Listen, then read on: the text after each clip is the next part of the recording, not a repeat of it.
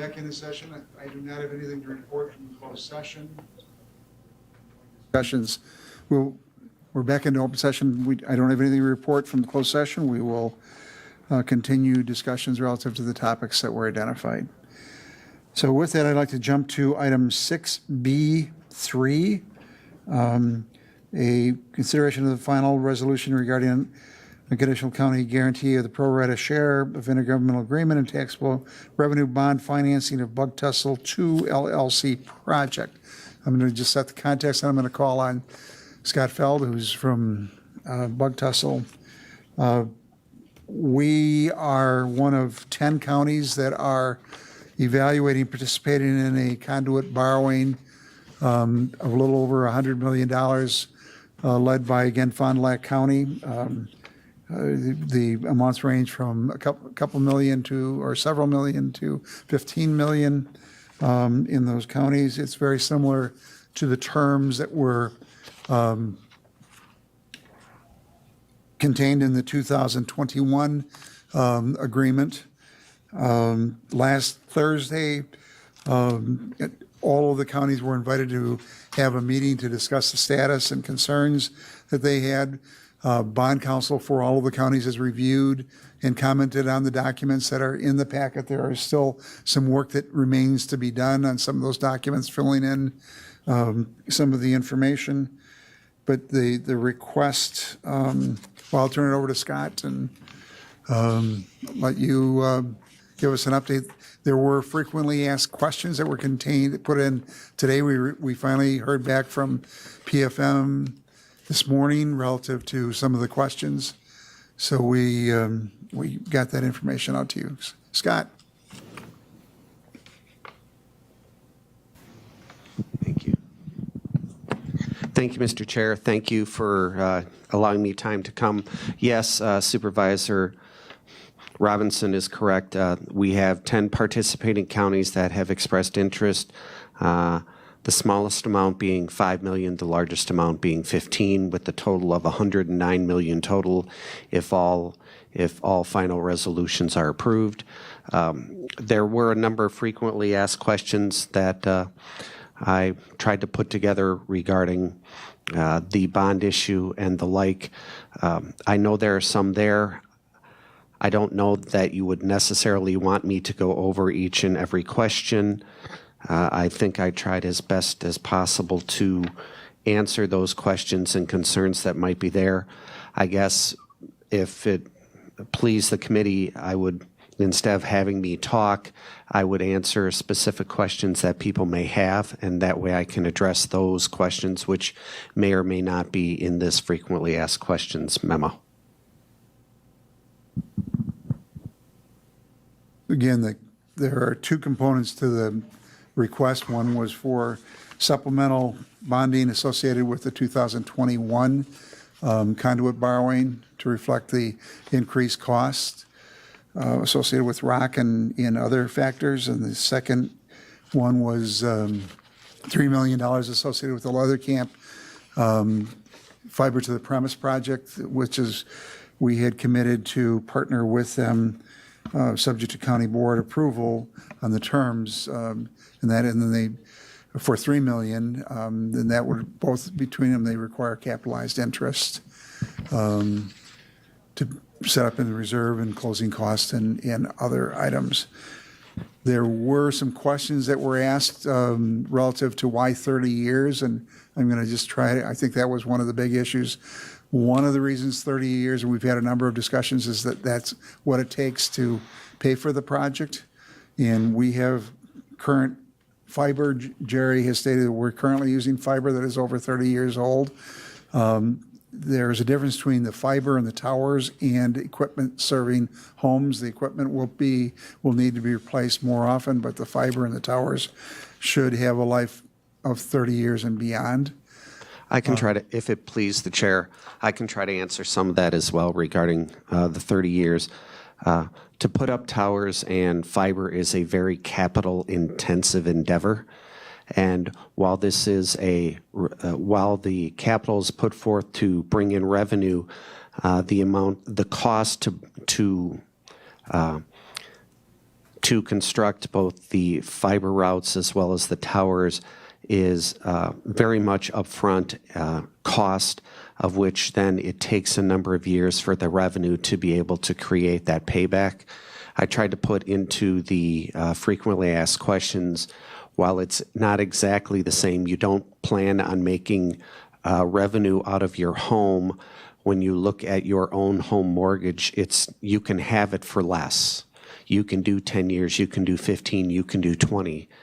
But the typical couple does a 30-year mortgage. And the reason why they do a 30-year mortgage is because from a cash flow and payment standpoint, a 30-year, the length of that term allows that couple to be able to make those payments and eventually be able to purchase the home and close out that mortgage. That's very similar to what we're doing here.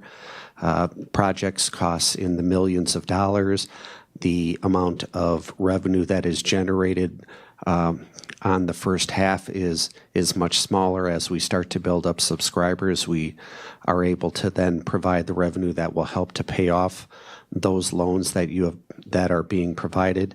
And again, I always want to make sure that when we're talking about this is in many ways an investment from the county. We're not asking you to spend the money and not get it back.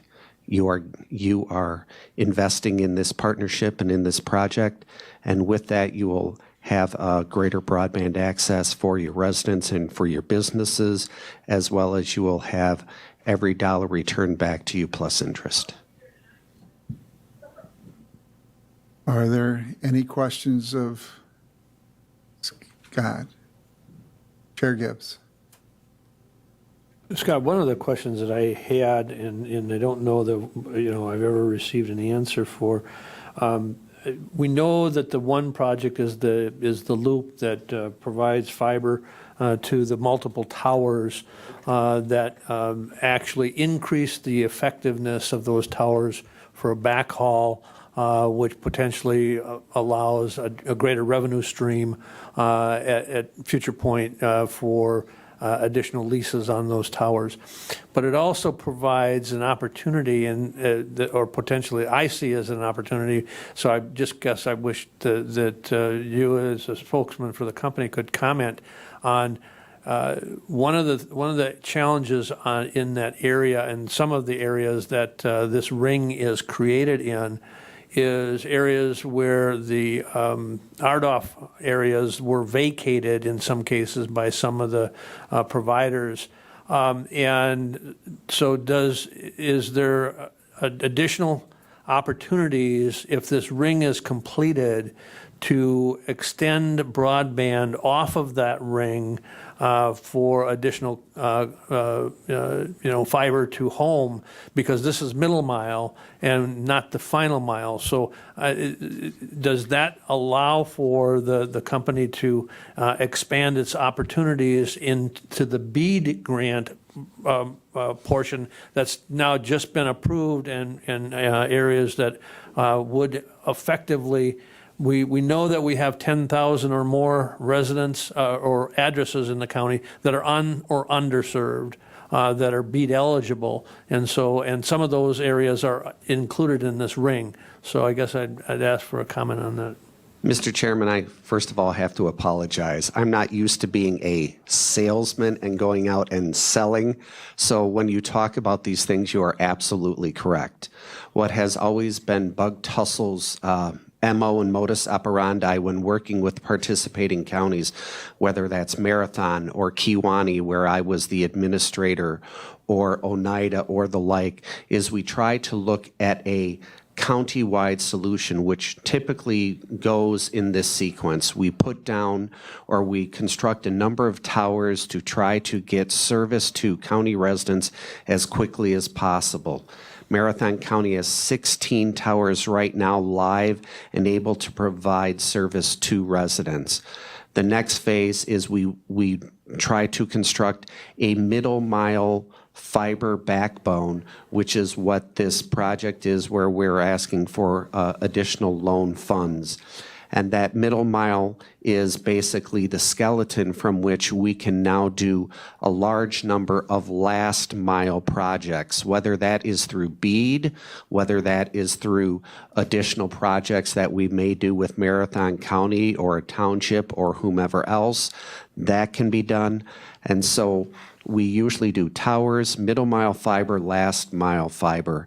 And so what we're wanting to do, and this will coincide very well, is that if we're able, and we believe we will be able to, complete the middle mile fiber backbone prior to when the BEAD funds are distributed and awarded, then we can just move straight on from off of the middle mile fiber to then provide last mile to those townships, those subdivisions, and those unserved areas that have been identified by the BEAD process.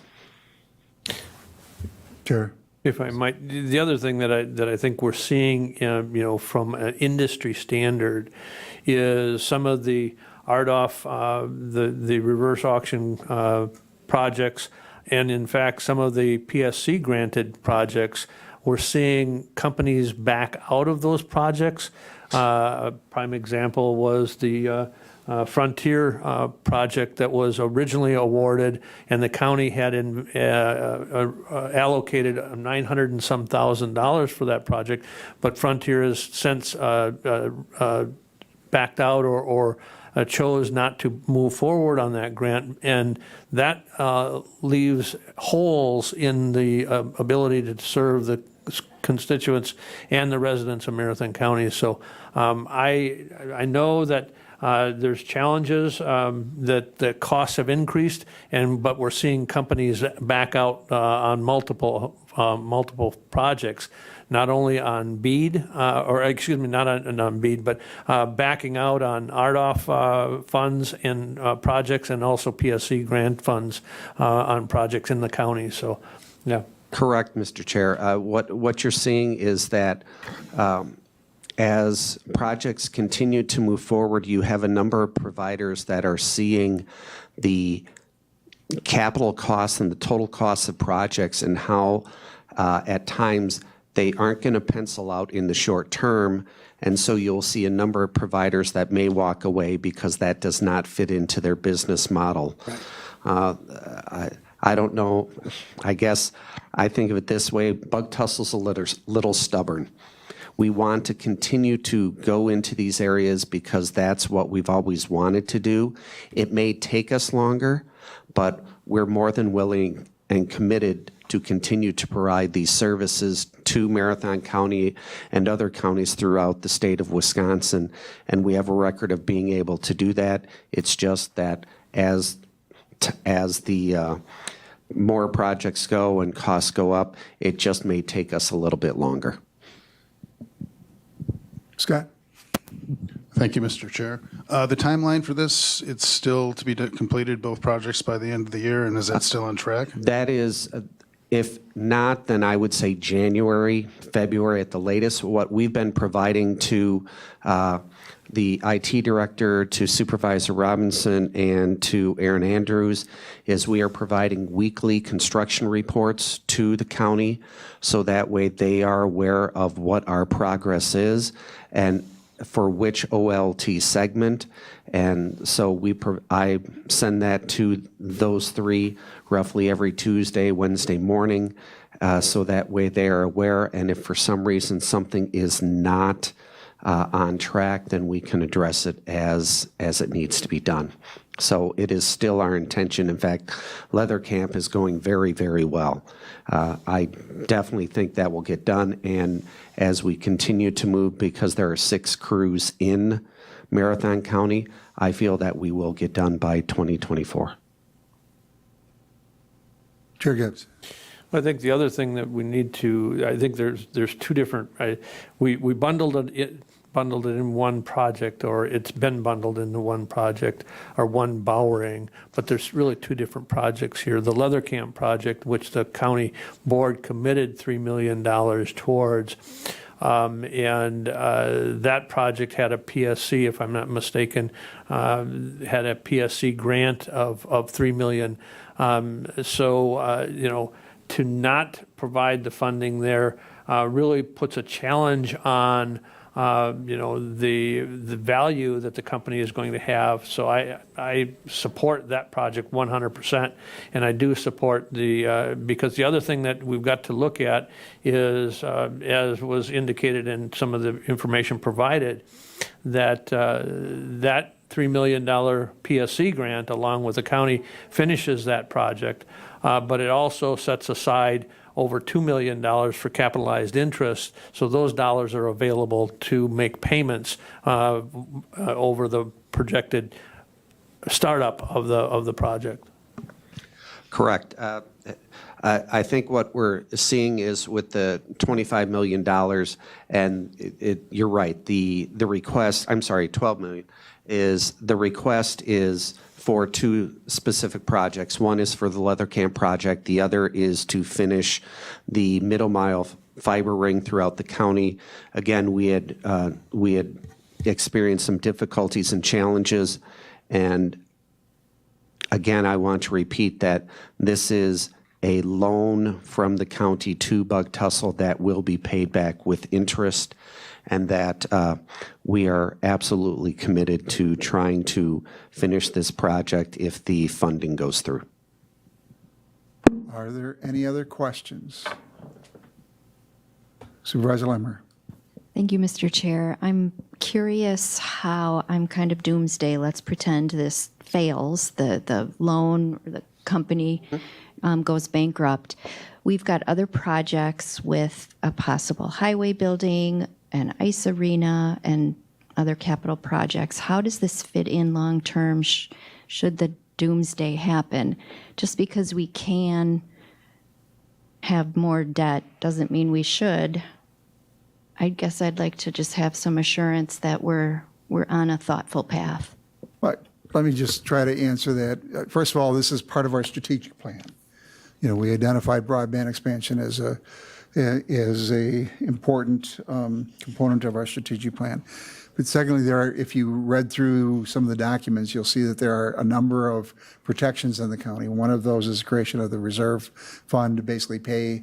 If they're not able to pay, we draw the reserve fund back, and then the county is in first position relative to foreclosure. The assets become ours, and I think that the assets would have a value exceeding the amount of the loan in terms of the towers and the fiber in the ground. So I think the county's interests are protected, and we would then be able to sell those assets and recover our costs. So I think while there is a risk because we're pledging the county's good faith and credit behind a taxable revenue bond, in essence incurring some potential liability in the event of default, I think that there were provisions that were put in place in the initial offering and continued through the second offering to give the protections to the counties.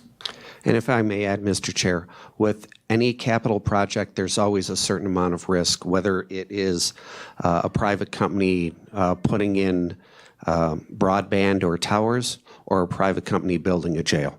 There's always inherent risk with any of those projects. What we try to do as much as possible, because this is a loan and not payment, is that, again, there are, as Supervisor Robinson had said, there's reserve monies that is set aside to make sure that payments are done. In that same respect, as he had also said, the capital assets that are then in the ground and constructed are now owned by the county. But even prior to then, there's two phases. There's Bug Tussle, and then its parent company, Hilbert Communications. So if Bug Tussle is not able to pay its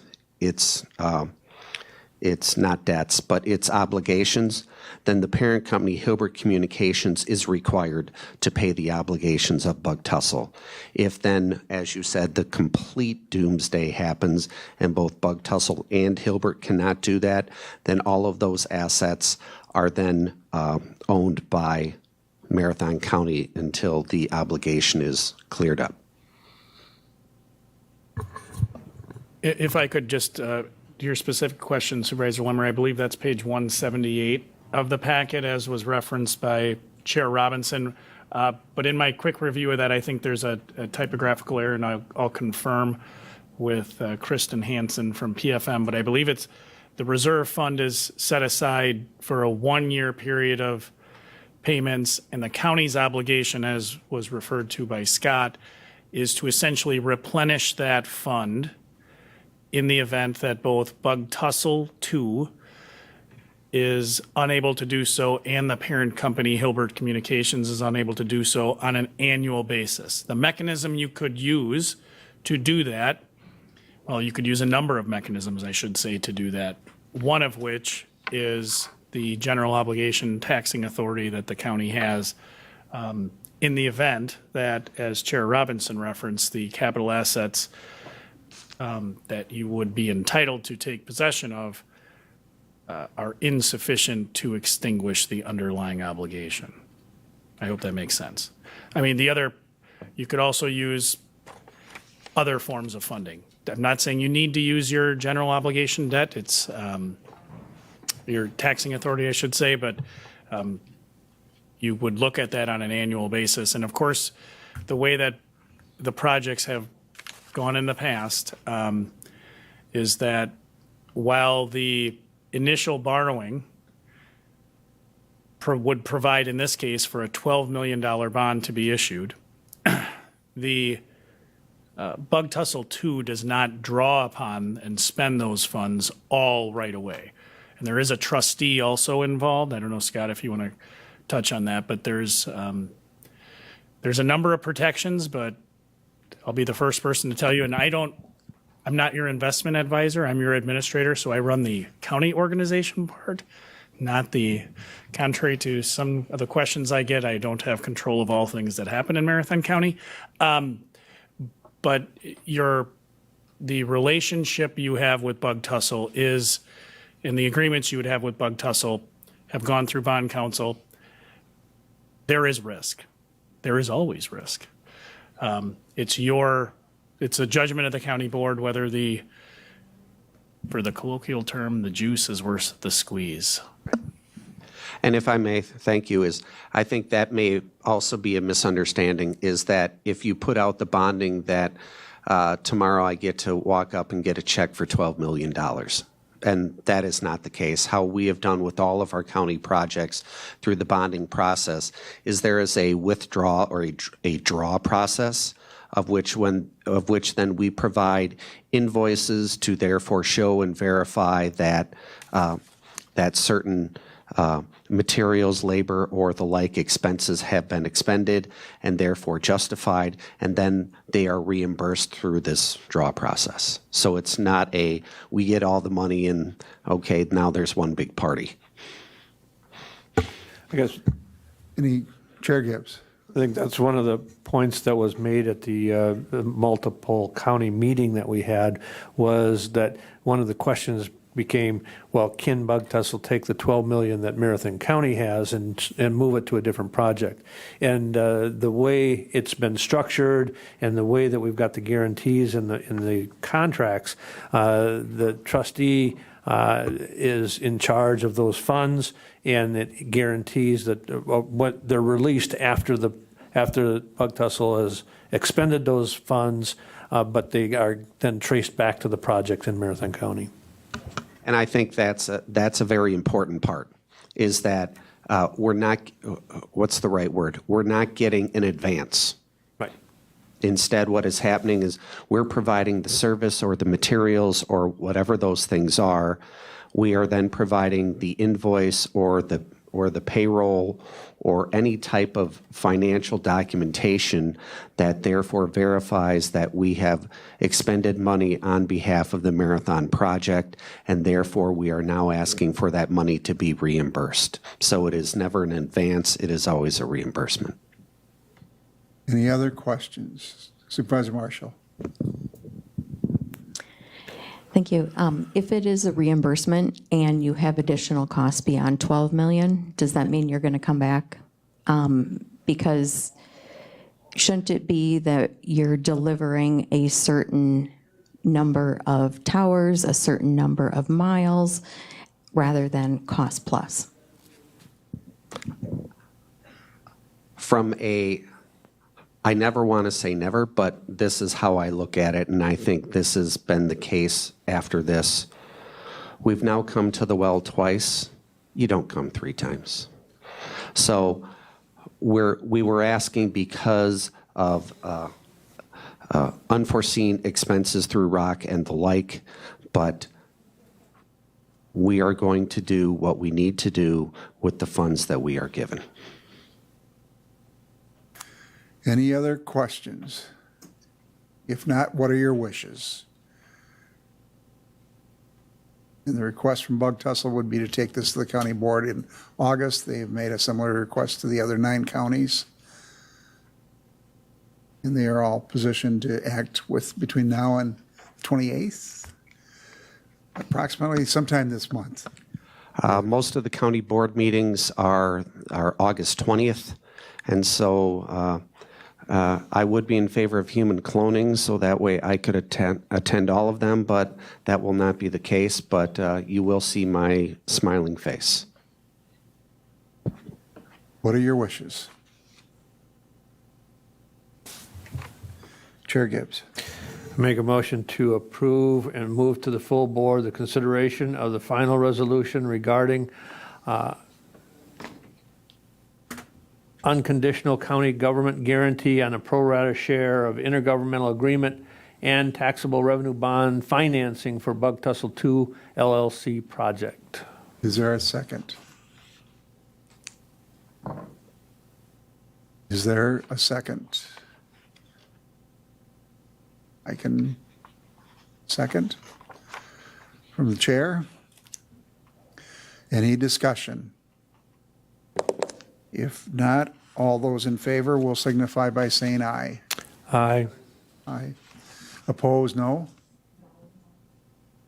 That motion carries, but not unanimously.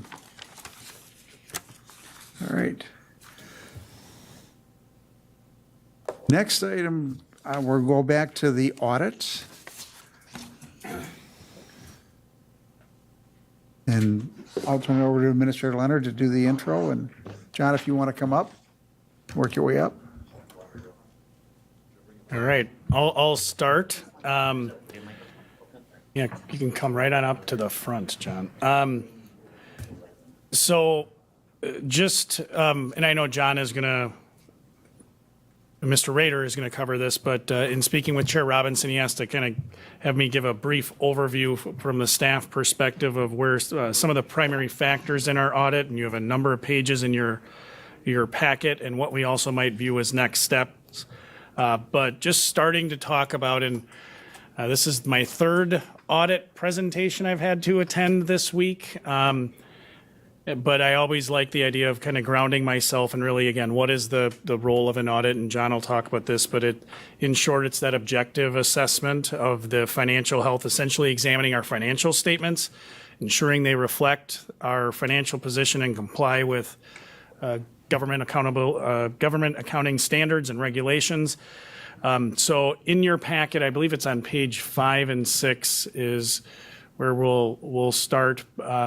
At least some things I want to start with is, again, grounding myself. This language is in, I think, every audit I've reviewed this week, but the idea that there's a process that John and his team and our team go through with respect to the audits. It's the pages 5 and 6 of the document that's reporting and insights from the 2023 audit.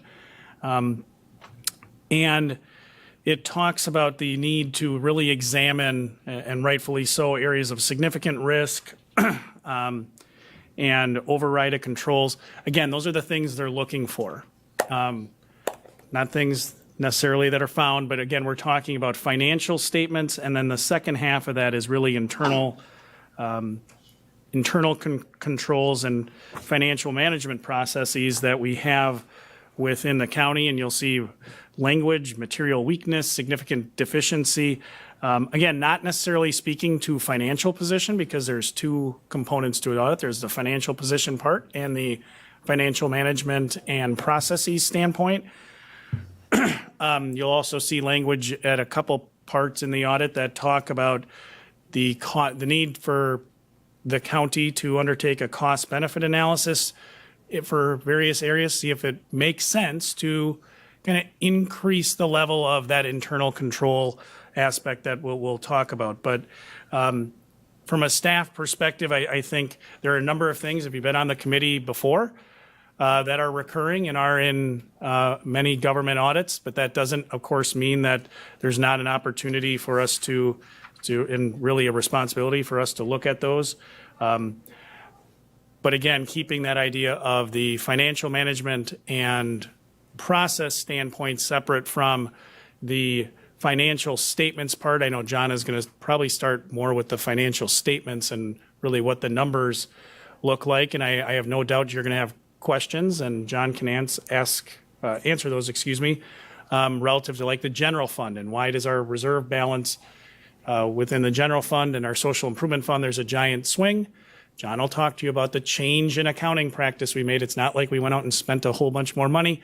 We created a grant fund through the implementation of our ERP system, and those are recorded in our financial statements differently. So after we have those questions about the financial statements themselves, and speaking with Chair Robinson, he had a request of staff to provide some of our, and we've had these meetings already, these discussions after receiving these documents. What are the things from our perspective that we see as real opportunities in light of the information within the audit, particularly as it relates to internal controls and the financial management side of the audit?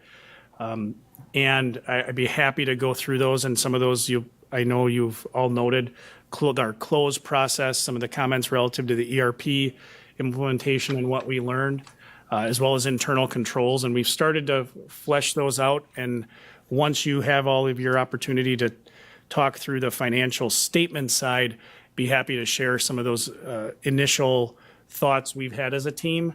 But before I turn it over to John, I just want to make one final comment. I'd be remiss if I didn't, and that is,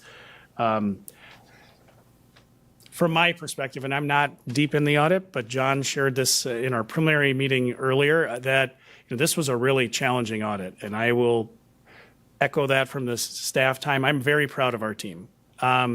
Chris Buskirk, following Christie's retirement, stepped up and was our interim director.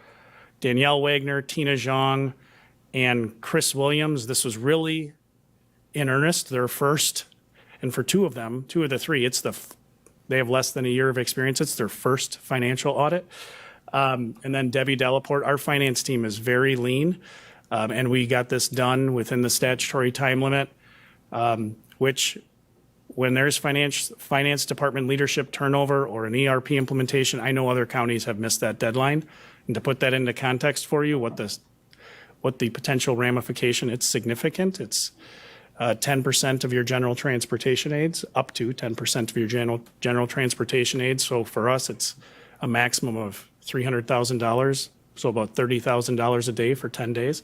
And we didn't have that. I'm very proud of them. They came together. They rallied and worked very closely. I have to say the same thing. Certainly Baker Tilly did an excellent job. So truly hats off to them. We do have certainly some areas. Again, we've talked about what can we do to learn from this, but I can't overstate the effort that they've made. So I do want to extend those thanks. And then after, Mr. Chair, after the financial questions are answered relative to the statements, I'm happy to give kind of a brief overview of what staff have already talked about as some takeaways for us. With that, I'll kick it over to Mr. Rader.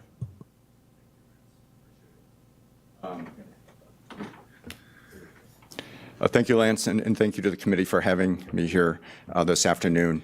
In all my years, I think this is the first time I've mixed up the meeting time, so I'm glad you're able to squeeze me in at the end. I do appreciate that. Not the And Lance, after having gone through 3 audits, if things don't work out for you here, we have plenty of openings at Baker Tilly. And I would echo everything that was just stated. It was a challenging audit. It was challenging for the county and for the audit team collaboratively to get to that finish line, but we did get there. The Form A was submitted to the Department of Revenue on the deadline, And so you were able to avoid any types of penalties.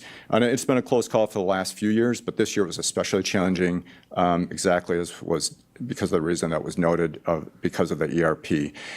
We really approached the audit differently this year. We knew it was going to be a challenge, so we staggered it into 2 different weeks.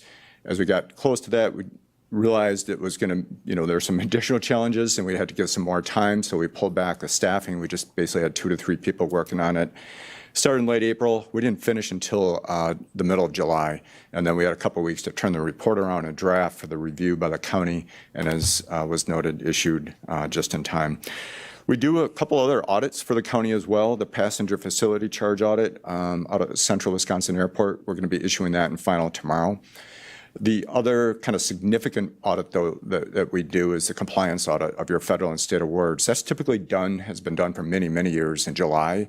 We have delayed that as well because of the same reasons, especially some challenges around the grant accounting.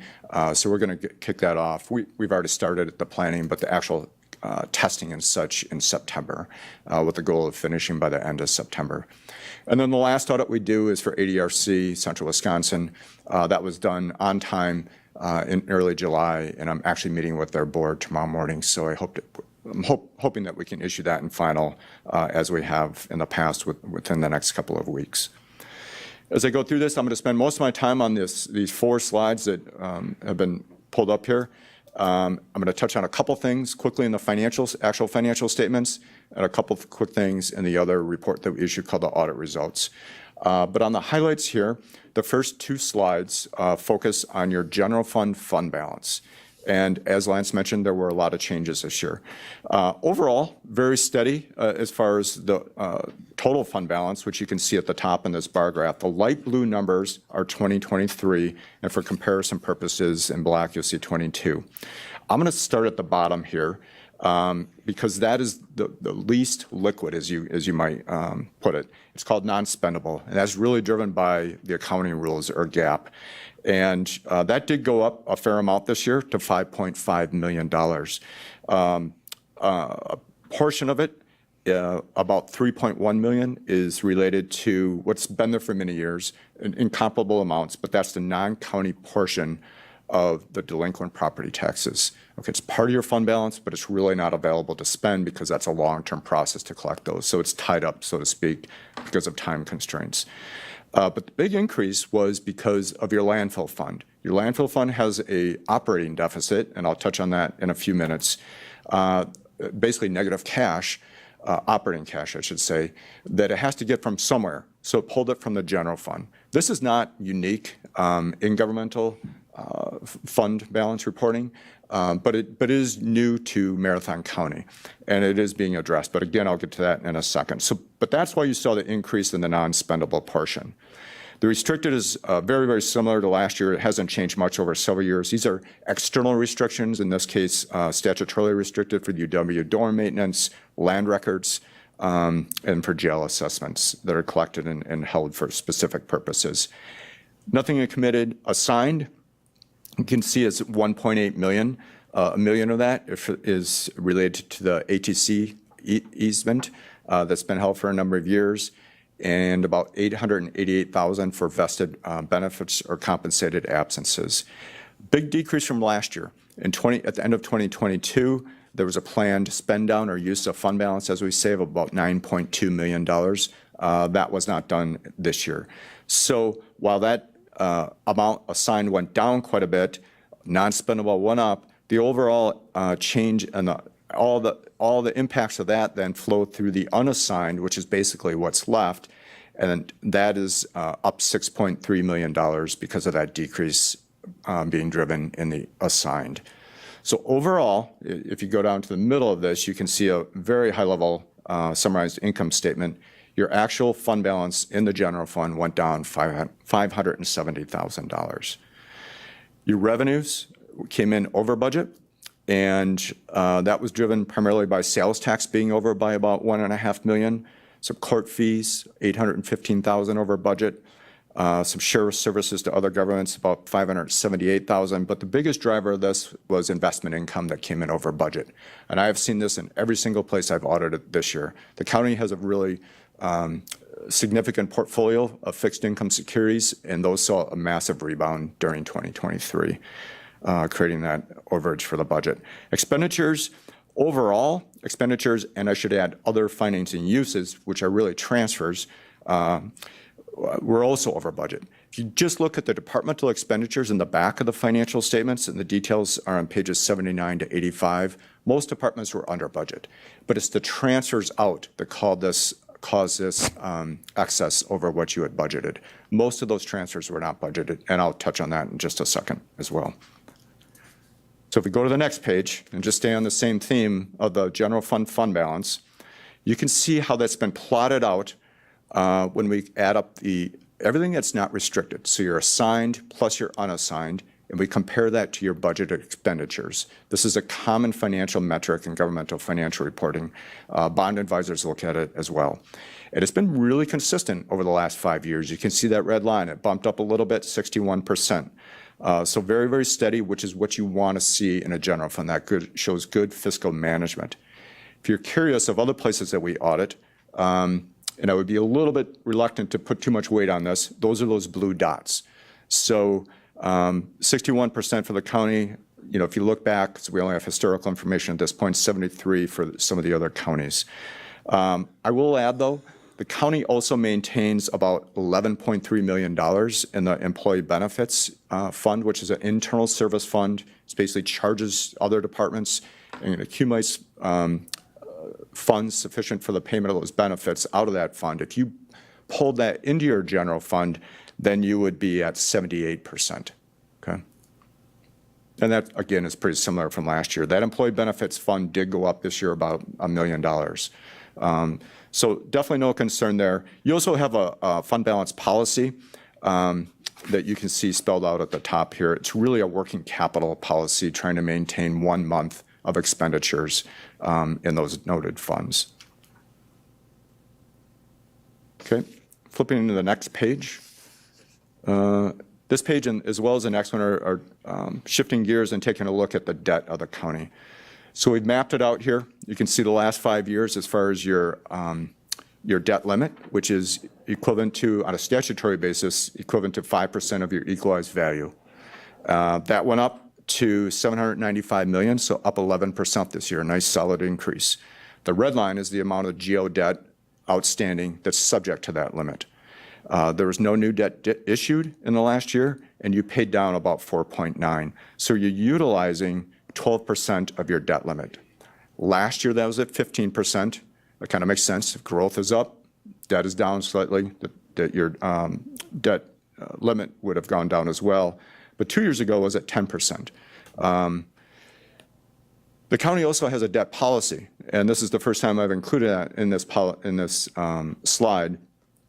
It's not something we audit against. I would say a quarter of my clients do have a debt policy, so I think it's good you do. But it is more restrictive than state statutes. Instead of 5%, it's 0.5%.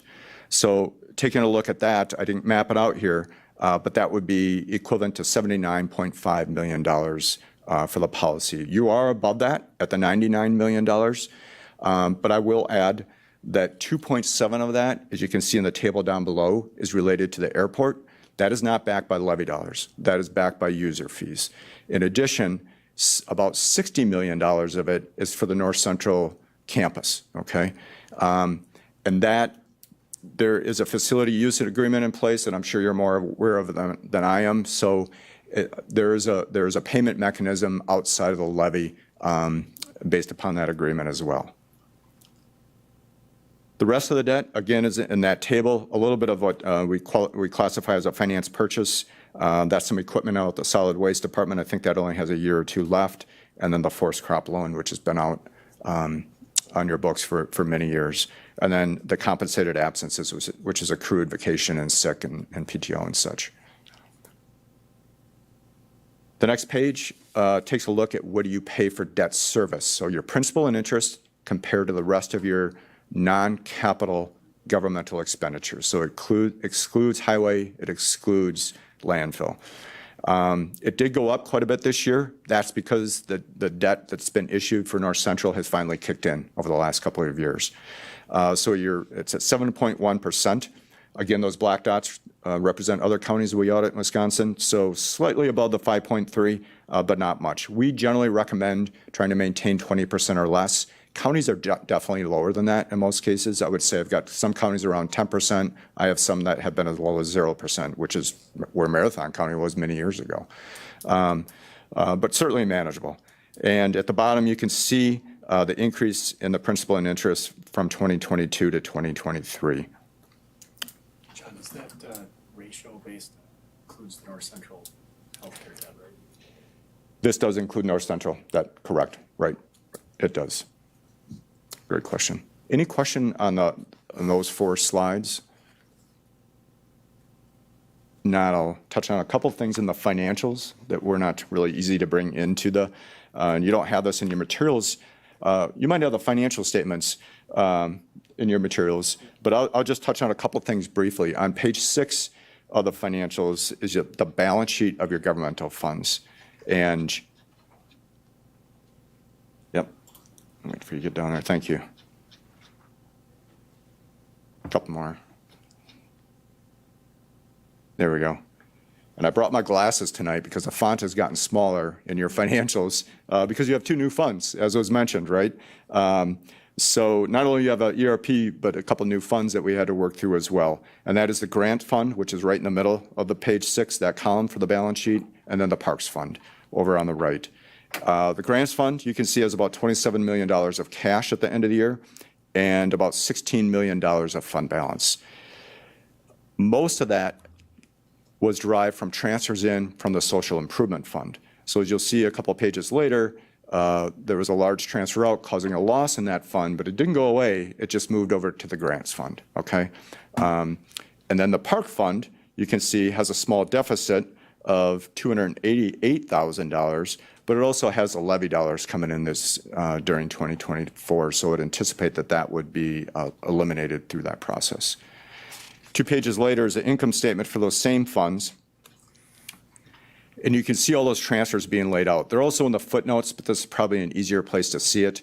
The general fund transferring out amounts to both the grant and the parks fund, and then social improvement fund transferring out to the grants fund. You can see kind of the shifting of that money. Overall, the fund balance for all of the governmental funds for the county went down by $2.3 million, but that's driven by your capital fund, and that's the nature of those funds. They go way up when you issue debt, and it goes way down when you spend those proceeds. Okay. The last thing I'm going to mention in the financials, before I jump back to the last document of the audit results, is on page 10. Thank you again. This is your balance sheet, or statement of net position, as we say, for your 2 enterprise funds, landfill and highway. And again, going back to the landfill fund, you can see at the very top there is 0 cash, and that we have accounted for that again by borrowing, so to speak, or advancing, as we say, from the general fund. And so it has a liability equivalent to that amount of $2,371,000, about halfway down the page on that same column. The actual deficit position because of operations for this fund is negative $9.2 million, which is down in the bottom. That was negative $7.9 million last year, so it did go up about 1.3. I know that there's a effort being done right now to analyze the user fees or the charges in that fund.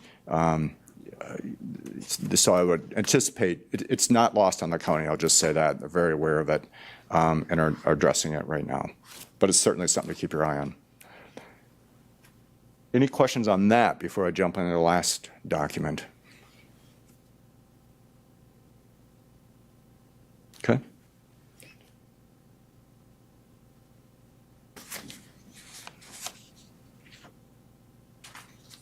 All right, so the last one I have, sorry to do this to you, if you go back up, is the reporting and insights, which came right after the highlights.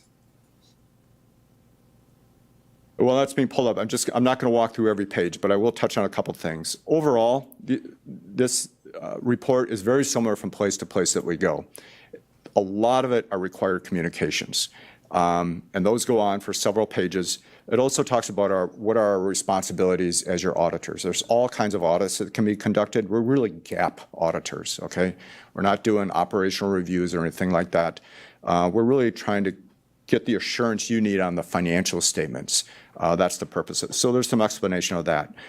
There's areas that we focus on, kind of those areas you would expect, taxes and grants and payroll and things like that.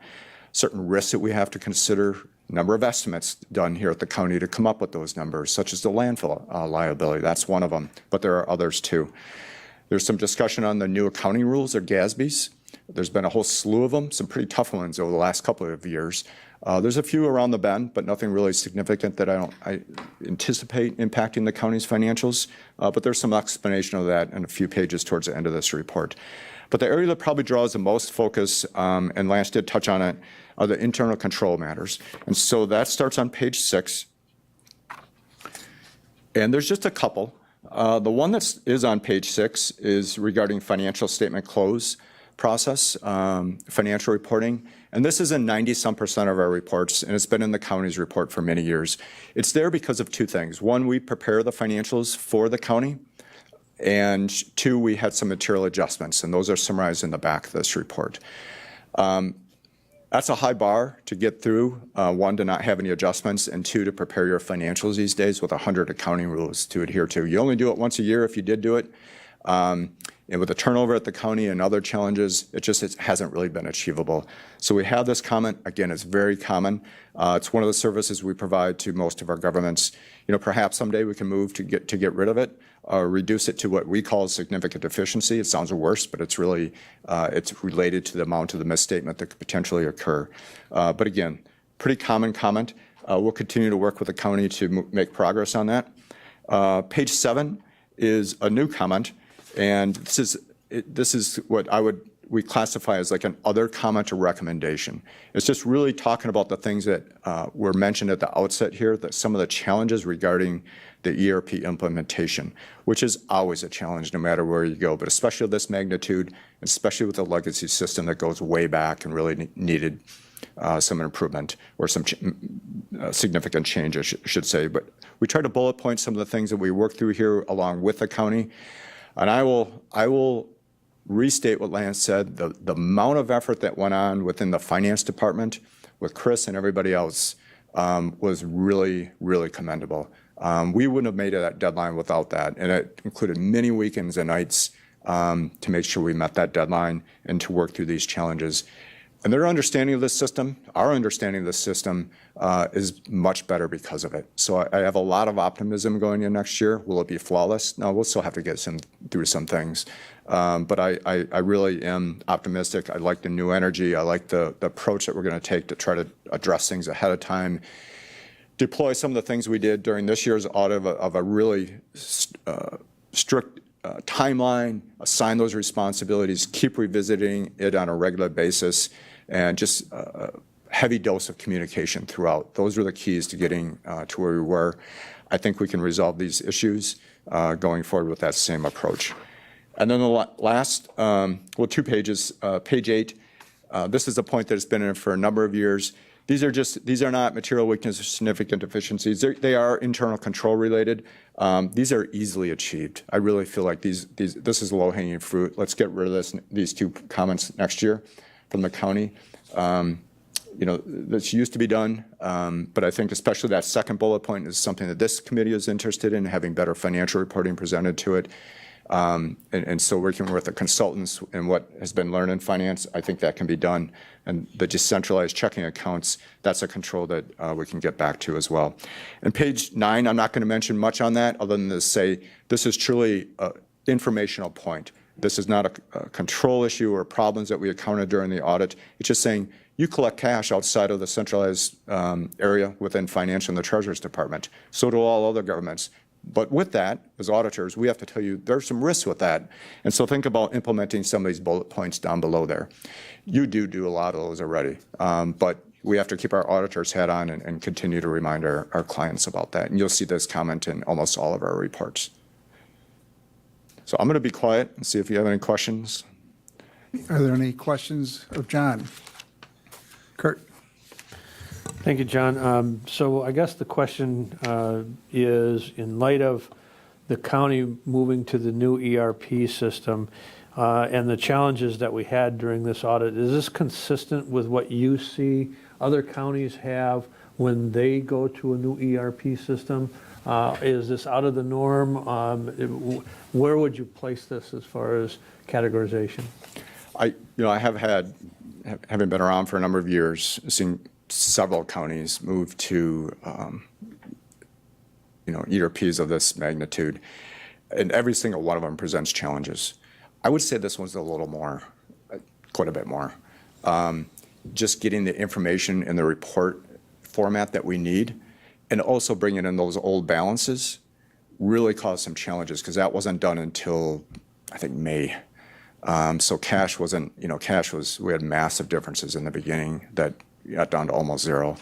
But that took a lot of effort. We had a number of audit adjustments, as I mentioned, but the county throughout the audit process provided us many entries. We had over 2,000 lines of entries that we were posting after we grabbed the original data that we were auditing. So constantly cleaning things up, which again, restates the effort that was done here. With that said, I think, again, there was a lot achieved, a lot learned, and I am optimistic. I can speak for the whole audit team. I know everybody feels that way. Thank you. Other questions? Supervisor Lemmer. Thank you, Mr. Chair.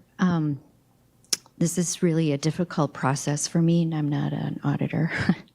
I fine. cried a little, actually, going through some of this, I'll be honest. So I just, for my own peace of mind, on page 9, the decentralized cash collections, somewhere in there it says, reviewing the adequacy of these controls is the responsibility of the governing body. How are we, as a body, supposed to go through and do that work? Yeah. I can tell you it's not commonly done, but it is ultimately the responsibility of the governing body.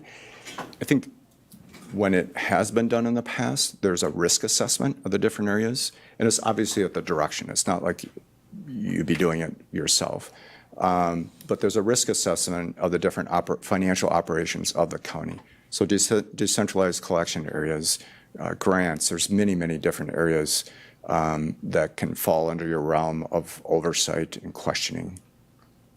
And then, And we do actually, on our website, we do have some materials that talk about that, and I think even some videos on it. oh, I would like Yeah, that. and GFOA does too. And GFOA does too. And then just page 29, it's the chart of uncorrected misstatements and material corrected misstatements. Can you just go through that? Those numbers are gigantic to me, and I don't even understand what that vocabulary really means. Yep. Yeah, great question. So this, the material corrected misstatements are really a summary of the audit adjustments that we came up with during the course of the audit that were material. There were more than this, but some of them were not material. But of course, if you're going to make one, why not just make them all in most situations? So one of our requirements that the AICPA, the American Institute of CPAs, requires is to communicate those. And this is the way that our firm does it. So for instance, that I won't walk through all of them, but that first one, every year there's pension activity for the Wisconsin retirement system that has to be recorded in the full accrual funds, and that's landfill, airport, and highway.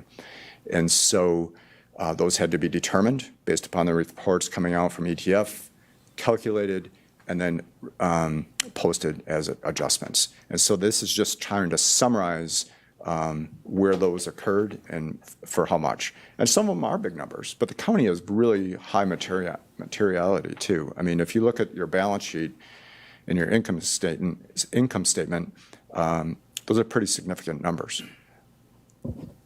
So is it usual that something like this, I don't remember, I didn't compare this to last year's audit,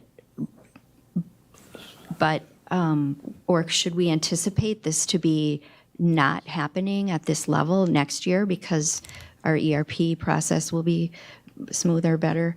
That's a great question. I think a lot of these, so there are more this year. With that said, this is very common. And I think I probably had 1 or 2 audits over the last fiscal year where there were no material adjustments. That's not real common. And so it is common, but this is probably, I didn't go and look, but probably twice as many as the county had in the past. And some of these really, I think, will be caught. For instance, recording the sales tax receivable at the end of the year for $2.9 million. That's an easy adjustment. I mean, that's an easy catch for the county. The money obviously came in, it just wasn't posted because of trying to bring the amounts that have been recorded in the treasurer system into Workday. And so there was a 4 or 5 month delay. We knew it was out there, we recorded as an adjustment. It was part of the audit process. So those kind I would expect to go away next year. Airport's similar. Yep, I would agree. And the grant, the grant for the airport, quite a few of these I think will go away next year. Some of these equity transfers, the $1.5 million, that one is because of the creation of the park fund, and that was run against equity directly versus through a transfer. So those are things that were unique in nature for this year. And so again, I don't expect those to occur next year. Will you have none next year? I think that'd be great, but I think that might be challenging. Yeah. If this was an area, another way to think of this is if this was so startling, I would have brought your attention to it during my presentation. I think it's great you asked about it, but this isn't so abundant that I felt like, hey, look, we have a major problem here. I think it was just a challenge of the audit overall for, like I said, for all sides. This is the result of our audit process, and the county was really focused on cleaning up everything. And they avoided a lot of adjustments because of it, but there were still some that our team came up with. Other questions? Chris?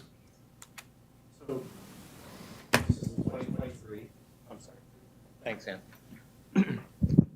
So my question would be for 2024, looking at what's going to happen next year, are you comfortable or confident that the having the time into Workday in the new ERP will provide us with better financial statements, that the audit would go smoother, or these movements of money in the proper funds would be done better? Or is it something that we need to focus on, as a board and say, the county departments need to get on this to make sure that it does? Do you see where I'm going? There's kind of 2 pieces there. I do. I wouldn't take my foot off the gas. I'll put it that way. I would the county's made such progress to get to this point, and a big part of that was bringing those legacy numbers back into your system, right? So that's been done. Also, the mapping where accounts get recorded to, there were a lot of issues with that in 2023. Now, we don't audit 2024, but I did see the budget numbers, and there's a lot of improvement there. So I do think it'll be a lot better, but I think that's to kind of get through the ERP. I think, it's not like everything is going to run smoothly. There's still some challenges with that, and I think the county also wants to get back to preparing the annual comprehensive financial report like it did 4 or 5 years ago, and submitting that to GFOA. And you can't do that on July 30th. That's got to be part of that timeline, part of that plan and process, and everybody's on the same page and how we're going to achieve that. So I think there will be some, there'll be some challenges still until you get back to that regular kind of cadence like we had 5 or 6 years ago. And just as a follow-up, so you mentioned the annual comprehensive review report submitted. Is that something potentially to add into our budget process timeline documentation? Just throwing it out for general thought, or is that a separate? It's kind of separate. Okay. Yeah. It's an after the fact. Yeah. But something, again, keeping eyes on it, right? Keeping our foot on the gas, as you mentioned. Is there a place within the committee's conversation to do that. But thanks. Go ahead. I think that's a great question, and I think that's the kind of the next step of what I'd like to talk about. We had the same conversations. Some of the things Mr. Rader's talking about. I'm not an audit person either. I went to law school to avoid math, but it's coming back to get me. There's the financial, do we know what the numbers are? And I think our team on budget is really good. Then there's the IT, in my mind, I break it out, the kind of the IT side of how things are mapped, and like the airport receivable here, we knew what that, I remember having a conversation when I know what the number is for John. It's like, I know what that is, and I know what the $2.6 million is. We got to get it to the right spot in the financial. That's some of these misstatements. But to Supervisor Dickinson's point about the annual comprehensive financial report, I'm really disappointed that I committed to getting that done. And the 2,000 entries that John referenced that our team had to do made that impossible. We had the conversation. There is no penalty other than John writes a line in the audit report that says you're not completing the annual comprehensive financial report. There's a $300,000 penalty for missing the audit. The annual comprehensive financial report, building in a timeline, to Supervisor Dickinson's point, is absolutely a great idea. That's one of the things staff have sat down already and said, that's what we're going to do. We had it in our audit proposal from Baker Tilly to have them assist us with that. My sense is, and again, I think this is those next steps that Supervisor Robinson wanted to talk about.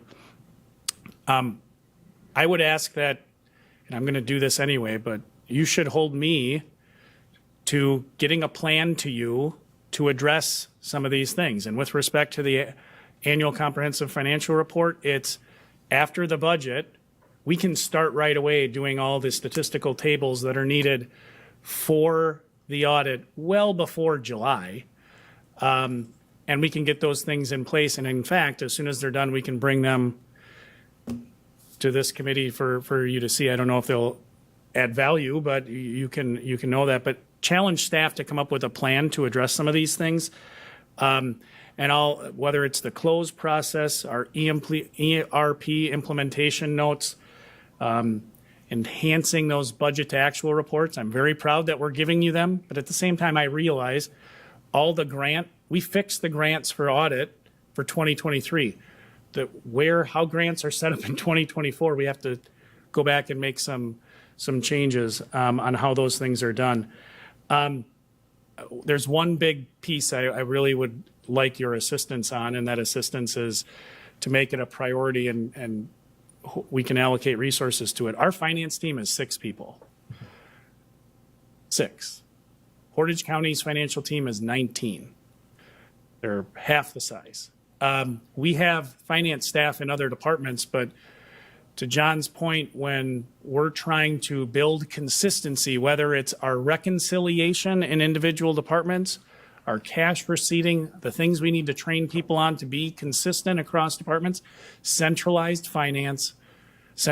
our finance department, and that definition is loose. There's no one-size-fits-all model. But building that team, pulling in from other departments, has to be a priority for the county. We can't have, as is in the report, hey, Sheriff's Office is doing great with reconciliation, and then other departments maybe do it a little differently. We need to centralize those things, add bench strength, so that in a team of 6 right now, 4 of that team has less than 2 years of experience, 3 have less than 1 year, and we were implementing an ERP. That was really, really, really hard. If we can build that org structure of centralizing finance, are things going to be perfect? Like John said, no, there's always challenges. But we can kind of set up a system where you provide advancement opportunities for individuals. If we have somebody, this is just my architecture in my head of We have Health and Human Services, Veterans Health Department, Social Services. They do a lot of similar things. We should have a lead and liaisons to individual departments, but they all work very closely with Sam and under Sam's direction. When you have a department, Conservation Planning and Zoning, for example, has a finance professional in that department. They're not well suited to onboard an accountant. They do a great job. They have a new accountant, Morgan. She's doing great.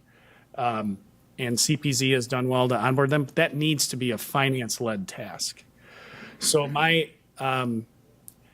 vision is to make that a priority, and then let's bring you, as our oversight committee, a plan to address a lot of the notes we've talked about thus far. That annual comprehensive financial report. What is our plan to get back to that? What is our plan with respect to enhancing the budget to actual financials? What is our plan to enhance our end of year close process? And we can work on those things. To Supervisor Lemmer's point, I don't think it is a great idea to have county board members walk around the courthouse and see how we receipt cash in the clerk's office versus receipting cash in register of deeds if you show up to get a birth certificate. But we can bring you that plan. I mean, again, this is not substantially unlike any of the other 2 audits I've had to review this week, but I do think that, first of all, that annual comprehensive financial report we can get done, and we can bring you a plan on some of those other things. That would be my request from this committee, is to task us with that work. Chair Gibbs. Thank you. I think, Administrator Leonard, you bring up a great point. I think one of the challenges that I've observed is we have grants in various departments. You have grants in the Sheriff's Department. We have grants in Social Services Department. We have grants various throughout. And and I know one of the challenges was the recording and whether there was consistency across departments on how those grants were actually handled and reported. It wasn't that they were mishandled or misappropriated. It was just how they were accounted for in the accounting system. So a centralized accounting would allow for one process or one set of procedures on applying and handling those grants. And I think that will move a long ways to improving some of the reporting and some of the processes the challenges that we're seeing, or John, you've seen in this audit. So if I could add one thing, and I totally agree with you, the grants piece, all the work, I'm very happy to report. Well, not only we made progress, but really that wasn't our fault. That was the guidance we got in how to set up this system from our consultants, who then the same consulting company later in the process for the audit said, yeah, you really should have done it a different way, which, yeah, I get it. We're in the same, I'm not throwing stones, but that was really hard for staff because, Jerry Klein is in the back on the IT side. They really dug in, building that capacity in-house. The other part about centralizing, I'm soured on, you're not a consultant. We hire you separately, but I'm soured generally on consultants. I'd much rather have our own staff really know how to use the system and the expertise of how to navigate it. And I think, to John's point, throughout this process, we've learned a lot about the system. Chris Holman was very much involved, and credit to him as well throughout this. But centralizing finance by no means is it going to be easy, because we have a lot of departments where I'll talk about conservation planning and zoning again. Historically, they had a business manager who oversaw admin staff and did accounting work. My challenge to them last year, and our staff did this, they hired only for an accountant with the understanding that centralization was coming, because it's really difficult to get someone who is really good on the finance side and also does admin work. as a department, you end up hiring for the admin work, and the finance work becomes an add-on. And it really, quite honestly, let's separate the duties. Let's have, to a department, it doesn't matter if you're sharing accounting resources with 2 other departments, as long as your accounting work is getting done. And that's the commitment. But sorry, I'm going on and on, but that centralization, I think, is something we need to do. When I tell my colleagues that we have 6 finance staff and we're Marathon County, and I think let's avoid dealing with the solutions today. I think what we want to do is take advantage of John being here, and then what we'll do is we'll develop a sort of a work plan and a task list and figure out where we're going from there. So any other questions of John Rader? All right. Thank you, John. Thank you very much for having me. Appreciate it. So I think what we need to do is accept the audit report and place it on file. And then I think, Lance, were you done with your comments relative to the next steps? Okay. So I would look for a motion to accept. Moved by Supervisor Lemmer. Is there a second? Second by Supervisor Marshall to accept the audit and place it on file. All those in favor, or any discussion? All those in favor will signify by saying aye. Aye. Opposed, no. That motion carries. So again, just to follow up, the administrator will work on pulling together the components of the management letter and other things and identify those issues. We have some issues relative to fund balance policies that we really were touched on in that report, so we'll be supplementing that with some of the ongoing discussions that we've had at the committee level and bring that in, and we'll begin to try to address those in a thoughtful manner over time. We don't have to do them all this month, but we do need to address them over time.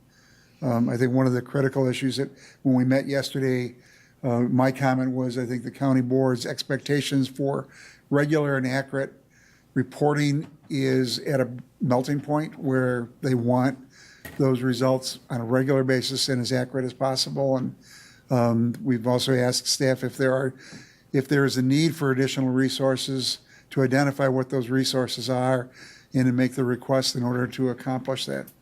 So that's where we're going with this. And thank you to John. Thank you to Administrator Leonard. I know that he lost some sleep over whether or not we would get this done in time. I want to thank the audit staff and welcome Sam. And she's here after our conversations yesterday, so I think she's here for the long term. All right, we will now jump around some more. I feel like we're sort of in that jump mode. I'd like to deal with the issues that require county board action next, and then we'll come back and deal with the others. So if we could go to item 6.8 or 6A8, the budget transfer. Chris?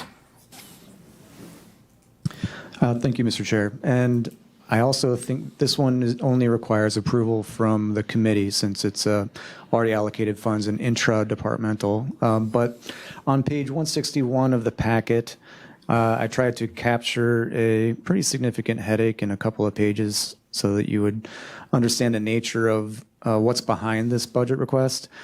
In short, the location where the new chiller is being placed is pretty complicated in terms of what's in the ground there from electrical, gas, fiber, everything else under the sun.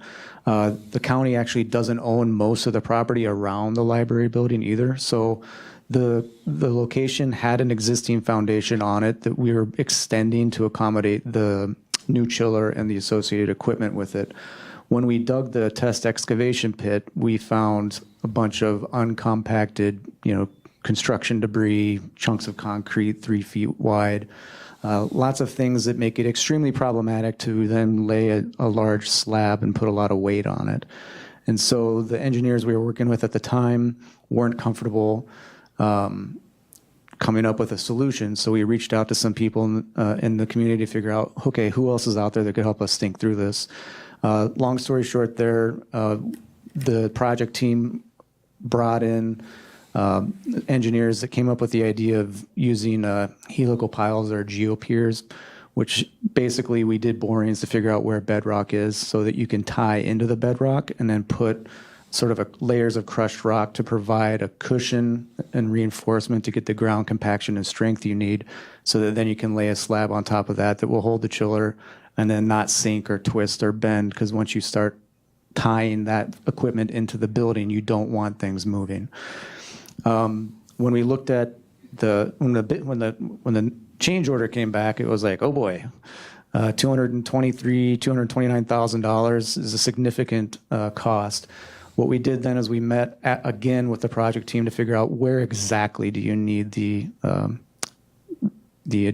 really strong reinforcements, and then where can you do lesser levels of that so that you still accommodate the strength you need for the slab itself, but you only do what you need in the area you have the chiller placed. So that will reduce the number of geopiers that will be involved, and then reduce the number down closer to that $200,000 realm. I think that's still in progress. But when internally working with Craig Christians, our project planner on this, we looked at the projects we have going on. The TRC project has been coming in under budget from the beginning. And so we looked at we accounted for all the future work that's already in play, and then left a reasonable contingency in there based on where that project is at, and basically identified a couple $100,000, which we felt comfortable with asking to be transferred out, which would effectively offset the additional costs of this change order and leave contingency funding for the remainder of the chiller project in place. Because if we didn't do a budget transfer, the needed change is going to wipe out the contingency completely. And long story short, the library building has a complicated history. So compared to the TRC, that's in a much sounder place from progress and just the nature of the work. We're anticipating that we'll run into other challenges within the building once you get from outside into the inside. We don't necessarily know what those are. That's the nature of sort of renovating and updating facilities, but that's again why we are requesting the funds to be transferred, so that we can have a reasonable amount of money to then continue the project, which has been on hold since this problem was discovered, because you can't do the work, you can't continue the work until you figure out what the solution is. The other considerations we had were trying to move it to a different spot. The test pit and the borings kind of demonstrate that area that we have available to us around the facility is all having the same problem. So you would incur costs to move it and basically have to do a version of the same thing. Additionally, the time of it, because the closer you get to winter, the closer you get to increased costs for having to pour winterized concrete, winter operations, you have a much more additional costs down the road. So even trying to remove different pieces of equipment and then move some stuff into the building, trying to get creative with other configurations, the juice wasn't worth the squeeze in the end, because you would still be further down the line with as it is, this approach is a 4 to 5 week delay to get it done before the rest of the work can commence. So if you're adding more and more delay to it, then you're going to incur greater costs that really, you would offset the benefit you get from the other alternatives we looked at doing. And that included, that had the lead mechanical engineer for the project who's designed everything, the geotechnical engineers, the mechanical engineers, engineer team from their firm, the project planners, the foreman for the general contractor, and so on and so forth. So it was a good conversation in terms of trying to find ways to get around this situation. But ultimately, it's what we landed on. I brought it to this meeting and added to your packet, so apologies for that. But because of the nature of the time, so if we can get this done, then once we figure out what the number is worked back from, then if the funds are available, well, really, if the funds, we have to do it regardless. So we'll either have to continue the project with a much lower comfort level contingency-wise, or have more contingency to work with as the project continues. But happy to answer any questions. I did include a picture in the memo to try to explain the nature of the work that's going on.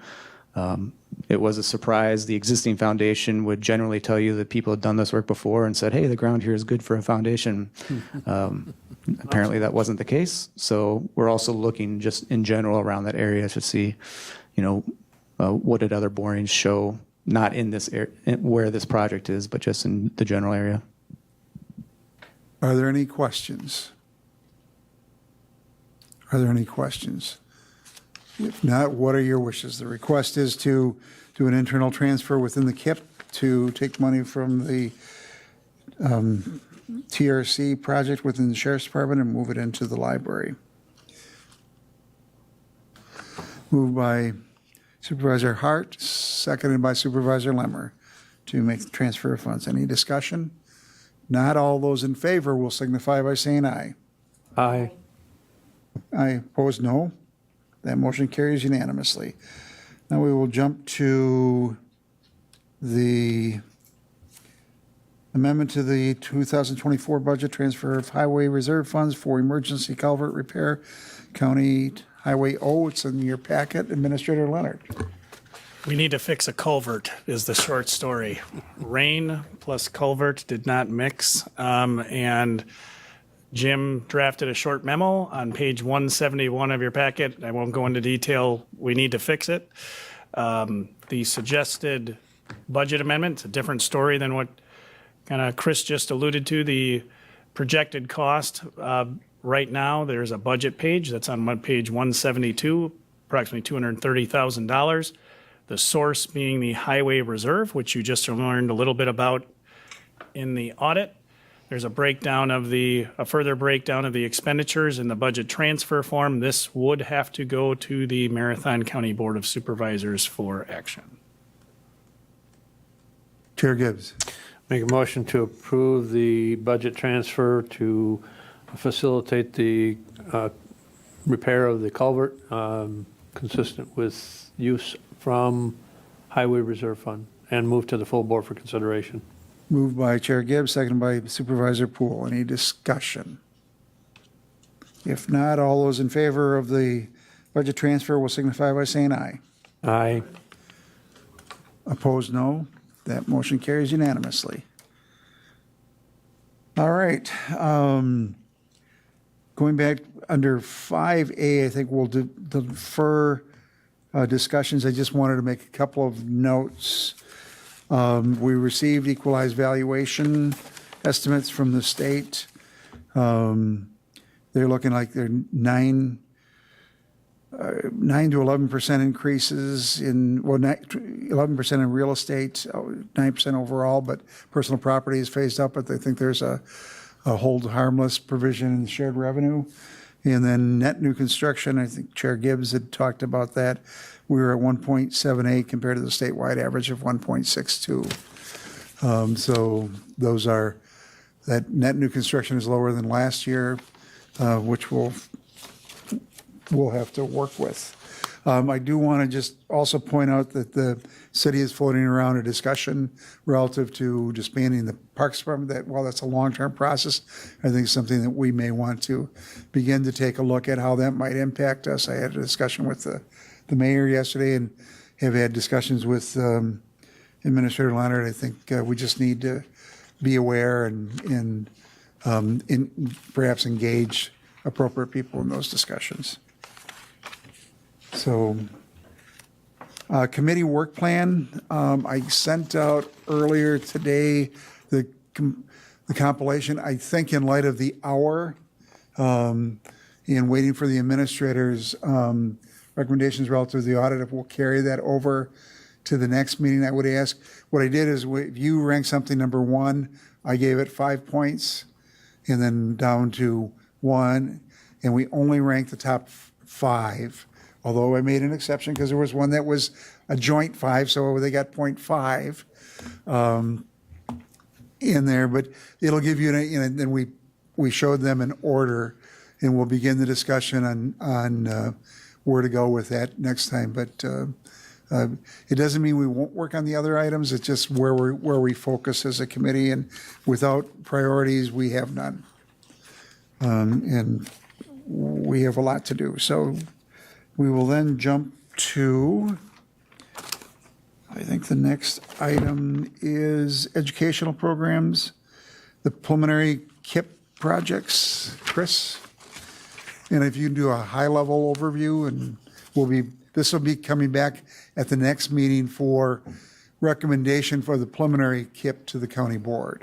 So you'll see it on the 20th. Thank you for that intro, because I was going to say the exact same thing. But essentially, this is the beginning, at least as I see it, the start of the conversation with you as a committee in terms of seeing the submissions that came in. The administrator and I have met on this and will continue to meet on this. There's things that we're discussing, such as carving out, we see a planning theme in some of the projects, so creating a category for planning, or even some projects that don't fall as neatly under the maintenance, end of life, and regulatory section, so have like just an other sort of catch-all, which will help in terms of how you see the projects, but also, slotting them in terms of priority given past board guidance in terms of where the focus needs to be.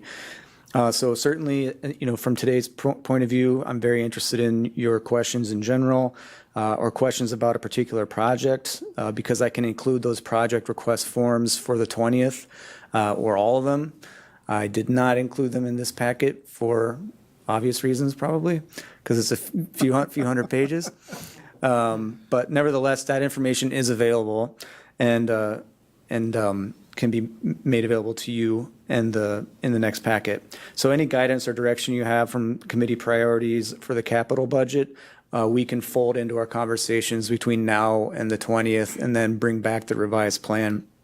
And just some additional context so you can kind of get a sense of my day-to-day life with your priority in terms of the long-term planning.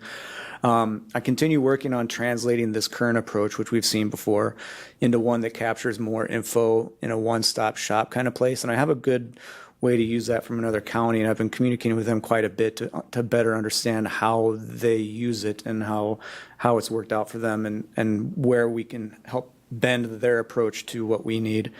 Obviously, I haven't been making as much progress as I want for this phase of our discussion, but it's ongoing. And that's partly due to conversations around whether we would go in a different direction with some software for CIP, and just other priority issues that came up. But in the back of my head, too, as I'm trying to present a different way of doing this that serves our purposes, but then is also flexible enough to fit other software demands, because a lot of the times the software will need a particular spreadsheet format. And so even though you're moving away from what you see right here, this type of information will still ultimately feed into something that makes it look different in terms of output. I already mentioned the next meeting, but a couple of notes on the sheet in the packet. I continue to color code the projects by department so you can see who's making the requests. Also color coding the recurring so you see which ones are recurring or info only. That just helps differentiate with so many lines. The numbers in parentheses next to the department names are the priorities assigned to the project by the department, which of course can differ from your priorities as a committee, but it certainly helps, if we get to a point where we are going to have to decide which projects to do. That is an information point that could be useful for you. The recurring rolling stock numbers, I've already adjusted those based on the policy that the committee adopted last year. So you heard that 1.78 was net new construction. When I calculated the 5-year average annual CPI, it came out to 4.03. So the numbers are already increased by that. There are a couple additional lines in the rolling stock area, primarily because we've got the CPZ has some vehicles they own, and they also have vehicles in the enterprise fleet. And so I've gone out and got an estimate, or the actual cost, including the sales of the current vehicles. We use a conservative number with that to say, we can anticipate that or better to inform the annual increase for 3 vehicles for CPZ. And so that's what that $17,000 number is. I can say that the Youth Opportunity Center, we've been looking at a variety of options for them to get a vehicle. I was talking to them up to even just half an hour ago about where they see that going. I've already got a plan for them through the enterprise lease, so we And they've got some separate funding we can use to do it. So we'll still include it in the CIP plan, but I'll adjust the number down to zero because they have available funding for that. But we'll still add it to the document.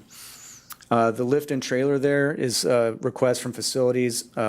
It's essentially because the one we have now is a plug-in lift that we share with Highway, and we love working with Highway, but they also use it in their wash bay. And so between us using it inside of a building that's got carpets or nice floors and they're using it in the wash bay, we've discussed equipment sharing as we do now, but that particular lift doesn't get as high as we need to in certain areas in North Central and even around this campus up here at the courthouse. And so the other part of the complication piece is how do you assign the asset? So even if we were to cost share it and co-invest, whose asset is it at the end of the day? How do you track it? Where does it fall in the books? But based on the uses we have, which are pretty divergent, and just the history of it, we put in the request to get a lift and trailer that would then be utilized by facility staff and also utilized by facility staff, I should say, to continue to maintain Highway's HVAC systems, which they now do. We've already struck 3 projects. The library mentioned restroom renovations. We looked into that. There's a variety of things involved there, but I think we can tackle some of those things with the allocated budget that they have through facilities already. And then the UWSP projects, the restroom renovations, they are certainly old restrooms, but they work and they're just higher priority items. The HVAC controls, I noted, even though it's struck through, is that it should be bundled with the project in 2026 so that you're not mobilizing the same people to do similar work in the same area in 2 different years. Have them come one time and do it all. So really there's just the second phase of that UWSP central heating plant project from last year. And that project's actually been going very well. And this second phase completes that. And then really then you move into other items at the UW campus that are important, but not as foundational to the operations like the heating plant is. There's a lot of work to do on the envelopes of buildings and such, but we can talk about that next year. I anticipate that the revised list you'll see on the 20th will have several of these projects either delayed or removed, and I'll speak to those when we get there. I'm also wanting to approach parks between now and then about the phasing of what would the phasing look like for the plans that they mentioned could be phased. One example is the Marathon Park fence. It's a lot of fence, but we definitely know, and I think everybody would agree if you looked at it, that on South 17th, that stretch is pretty much, it's deteriorated to a point where there's really no fence at the ground level, so people can just squeeze through. It's pretty bad. As far as the Marathon Park roads and trails, we might just want to come up with a different plan and then have that inform the 5-year forecast so that you can kind of tackle it like you do with some of the other projects we have, or have a recurring fund, kind of like the playground replacements and bathroom replacements at parks. Those have been 6 or 7 year long projects. So same idea there. The upgrade to salt brine operations, I've talked with Commissioner Griesbach a bit about this. I think there's still an open question about if this is something that would fall into the GTA or general transportation aid calculations, and if so, how would the ARPA money actually affect it? That all being said, even though it's ranked number 9 by Highway, this is one that has a clear return on investment based on reduced salt use and increased salt costs and even availability, which is getting more and more complicated each year. I think that's a hop, skip, and jump, Mr. Chair, unless there's something you feel that I missed that you want me to speak to, but I'm also happy to answer any questions. And I can get into a little more of the details on certain aspects where you've got bundled pieces that I included in parentheses, so you understand the component pieces of a given project. So the one question I have is we have a 1-year KIP and we are trying to move to our 5-year KIP. Where are we in terms of projecting projects beyond 1 year? I can say, I guess I'll say this in 2 ways. First, putting together the 5-year forecast now, I can say that the county has done a tremendous amount of work over the last 5 or 6 years. So there will be some pieces on that 5-year look ahead that will, like the highway facility, that's a question that's out there. So you'll see that out there. But I would say a lot of the key issues that were end of life or needed maintenance and they deteriorated in previous years. We've handled a lot of those. So it won't be as much of a laundry list that you might anticipate in something that was more of a routine schedule. So what I want to do is kind of look at how the maintenance schedule of what you've done looks like, so you can sort of tease out, rather than doing everything every 20 years like we have, we can say, all right, we can let this sort of ongoing maintenance and asset management inform when we start plugging in these things, instead of doing them all in 5 to 6 year kind of punches every 20 years, which it seems to be how we've done it in the past. So good job for the county in terms of catching up on all that. And then secondly, the long list form that I'm using will include the capital budget in 2 lines. Will be proposed and an adopted line, so you can see that the capital budget as part of the 5-year. And then the spreadsheet will have the projects lined out for future years and where they would where they could have like a planning phase or a design phase, construction phase. The other thing I want to do to provide some context to how you would use the plan is I'll probably do like just a real brief memo or a PowerPoint, but in any case, if I put something on there that's going to happen 5 years from now, and I've got that number this year, I know that number is going to go up. So we have to also include things like that. Like we can say, all right, if it's a federally funded thing, a lot of those are looking at 4 or 5% inflation per year. If inflation does come down, then maybe we adjust that back to 3. And you can update those costs every year, so that forecast is changing based on inflation, and you would see that revision. But then also incorporate sort of things like the year before you actually do it, actually go out to the market and have the market tell you where you're at, versus where you've been just doing these escalators each year. So that one is more of a long list of projects broken out by year, and trying to simplify that one because those things can move around quite a bit. But when we get to where the capital budget and the project forms, there'll be embedded spreadsheets into the document. So you'll actually see if a project's spread out across 3 years, you'll be able to see that as part of the project form, but also reflected in the 5-year form. And that's the goal I'm working toward. And because I'm making good progress there, it's just I want to make sure that I bring all the various pieces in terms of how we need to use it, but also make sure that it's in a form that's more complete than not. So. All right, any other questions? If not, we will be revisiting this issue on the 20th. Thank you. Great, thank you. Thank you, Chris. Sam, do you want to talk about ARPA?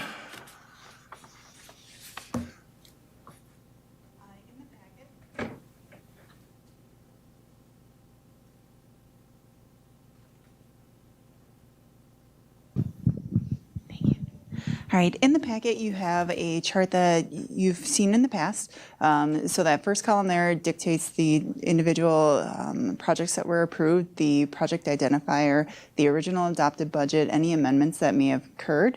And then that final one is showing the amendment in and of itself.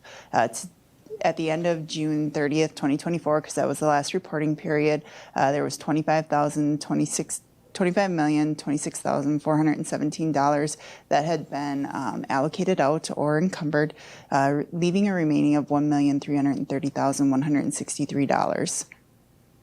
Of that, in that time frame, there was another $50,000 that was allocated out to Discover Wisconsin for Uniquely Wisconsin, leaving that new total to be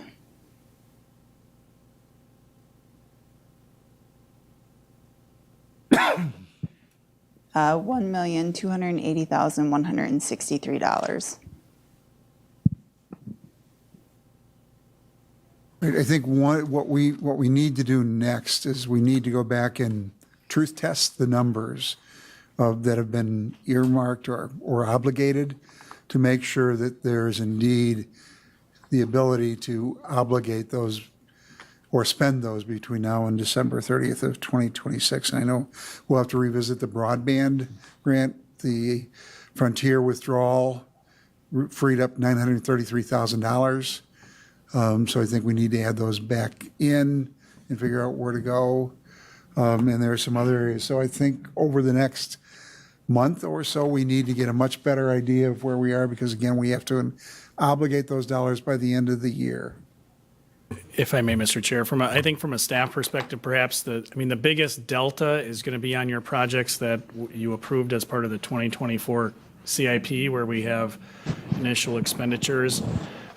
Perhaps one thing we can do, to your point, is sit down and say, what projects do we know are going to come in higher than the overall amount allocated, and then move on. We'll perhaps bring back a spreadsheet that has those things kind of, as you see, coded with a certain color, and then the projects where we project a balance remaining, we can bring that back for reallocation. But to your point, I think we all fully, from the staff side, fully appreciate we're getting kind of to the end of the line.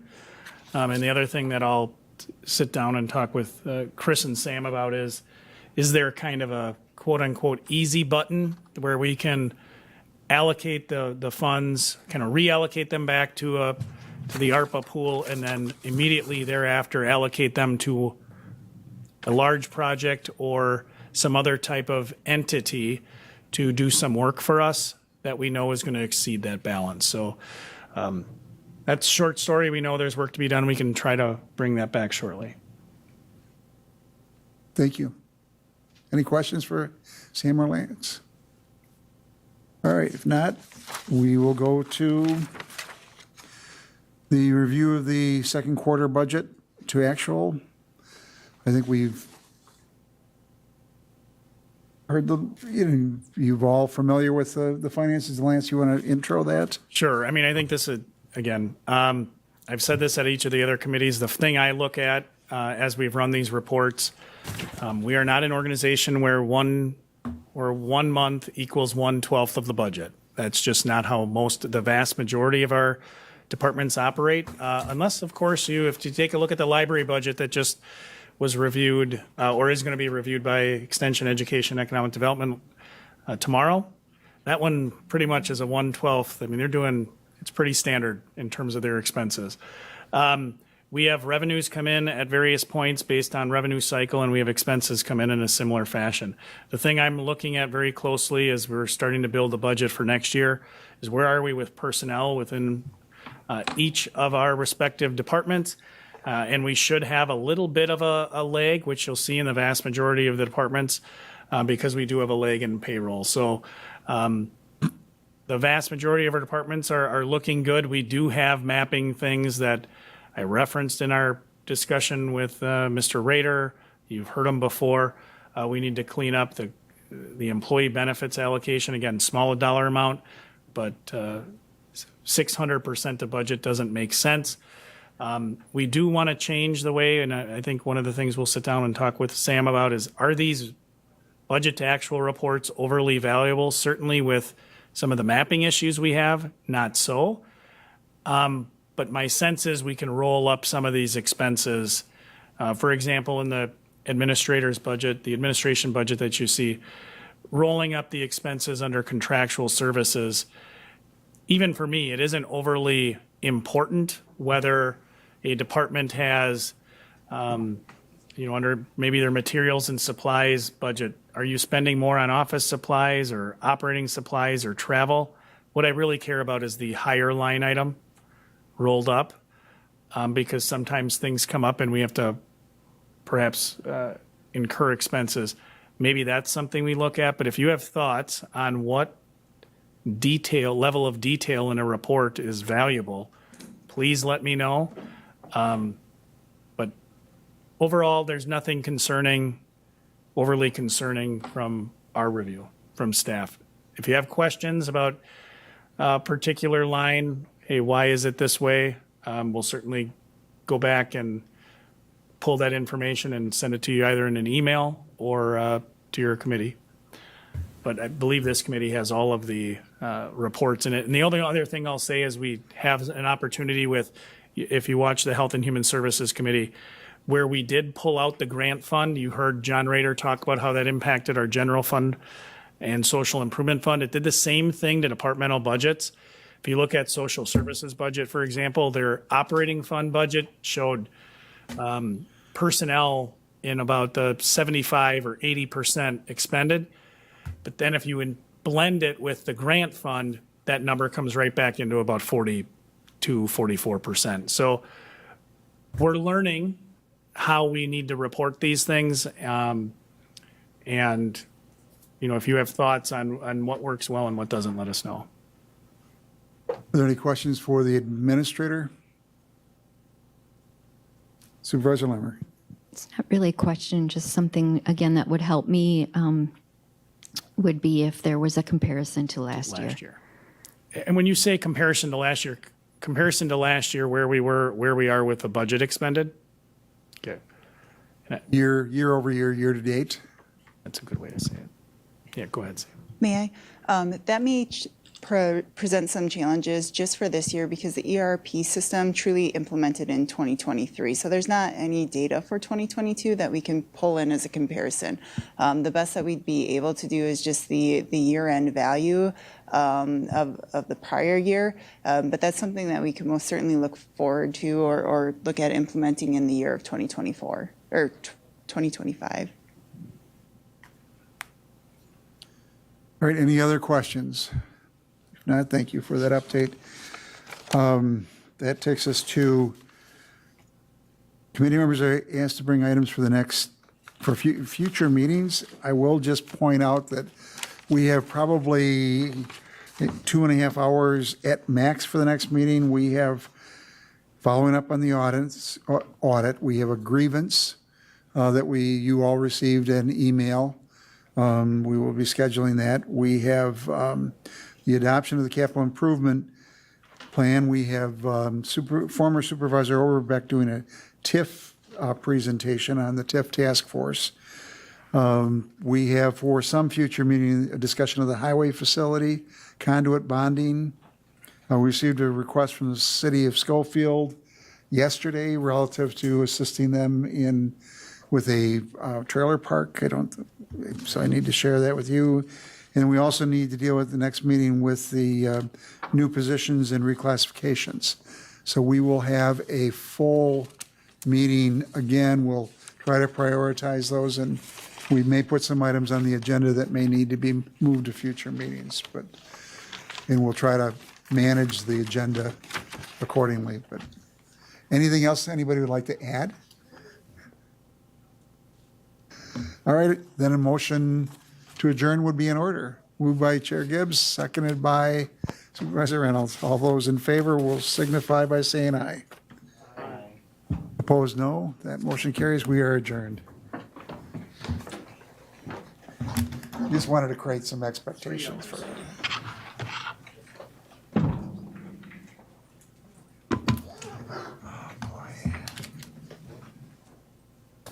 This is not zero-based budgeting.